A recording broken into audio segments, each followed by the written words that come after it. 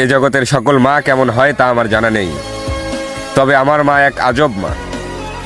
মোনাজাতে আমার দীর্ঘায়ু কামনা করে নিজের অসুস্থতার কথা বলতেই ভুলে যায়, অথচ নিজের শরীরের দিকে খেয়াল না করে চোখের পানি ফেলে আমার সুস্থতা কামনায়।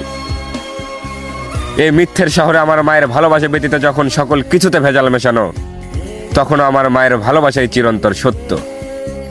অতঃপর আমি খুঁজে দেখলাম এই সংশ্লিষ্ট বাংলা ভাষায় এমন কোনো বাক্য তৈরি হয় নাই যে বাক্য আমার মায়ের ভালোবাসা প্রকাশের সামর্থ্য রাখে।